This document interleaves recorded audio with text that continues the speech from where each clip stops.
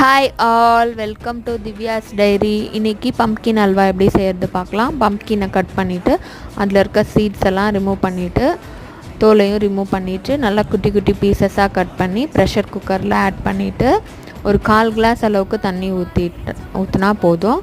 ரொம்ப தண்ணி ஊற்றக்கூடாது. ஒரு 3 விசில் கொடுத்து இறக்கிட்டு நல்லா வெந்திருக்கான்னு பார்த்துட்டு ஸ்மாஷர் வச்சு நல்லா ஸ்மாஷ் பண்ணிக்கோங்க.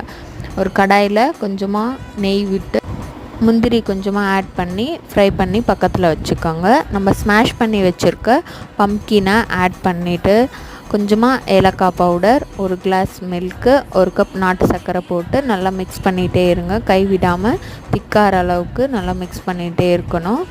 நல்லா திக்கானதும் நம்ம வறுத்து வச்சுருக்க முந்திரியை ஆட் பண்ணி சர்வ் பண்ணால் பம்ப்கின் அல்வா ரெடி. பிடிச்சிருந்தா என் சேனலை சப்ஸ்கிரைப் பண்ணுங்கள், லைக் பண்ணுங்கள், ஷேர் பண்ணுங்கள். தேங்க்ஸ் ஃபார் வாட்சிங்.